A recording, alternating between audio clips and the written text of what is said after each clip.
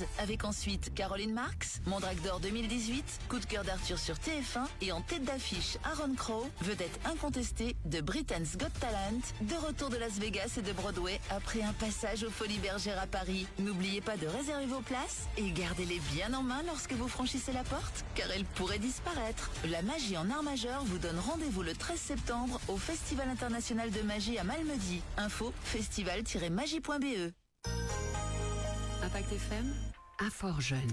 Et voici notre nouveau bien Fort-Jeune en direct sur Facebook et bien sûr Impact FM.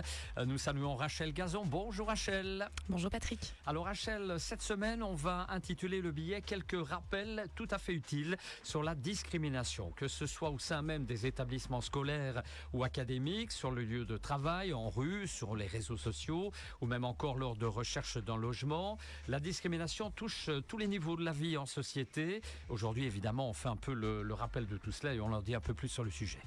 Effectivement, alors pour rappel, quand on parle de discrimination, on parle du traitement injuste et inégal d'une personne sur base de caractéristiques personnelles. En Belgique, il existe une législation anti-discrimination, tant au niveau fédéral qu'au niveau des communautés et régions. Des mécanismes de protection existent également au niveau européen et international, et chacun de ces niveaux de pouvoir interdit la discrimination sur base d'un ensemble de critères de discrimination.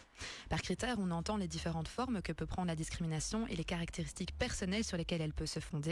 Et donc parmi ces critères dits protégés, on peut citer les critères dits raciaux, l'âge, le genre, l'origine sociale, le handicap, les convictions politiques ou religieuses ou encore les caractéristiques génétiques. Quelle forme peut prendre la discrimination, Rachel ? Alors il y a tout d'abord la discrimination directe, lorsqu'une personne est traitée d'une manière moins favorable qu'une autre et que cette distinction est fondée sur l'un des critères protégés.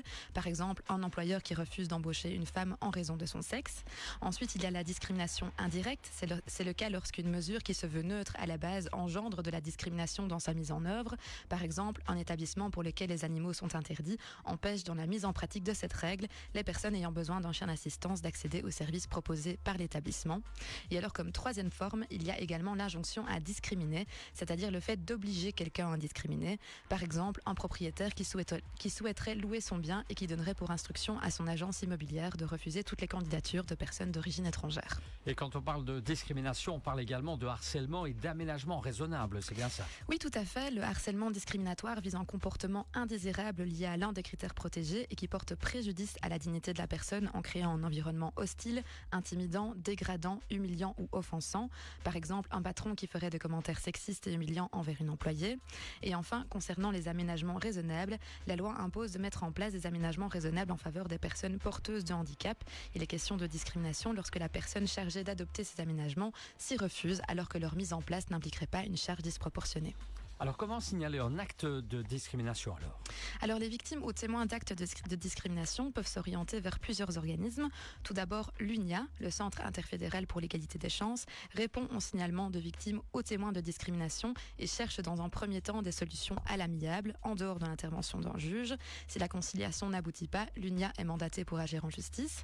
Ensuite, l'Institut pour l'égalité des femmes et des hommes peut recueillir les plaintes de victimes de discrimination sur la base du sexe ou du genre et est aussi mandaté pour agir en justice. Et enfin, il est possible de se tourner vers le service d'aide aux victimes d'infractions pénales de la police.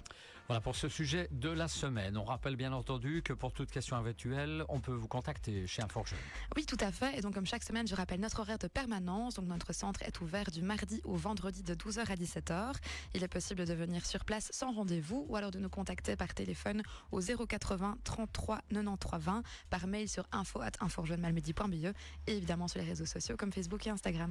Merci Rachel pour ce billet de la semaine intitulé quelques rappels utiles pour la discrimination. À revoir évidemment sur notre page Facebook Impact News. On se retrouve la semaine prochaine, même heure et en direct. Merci Rachel.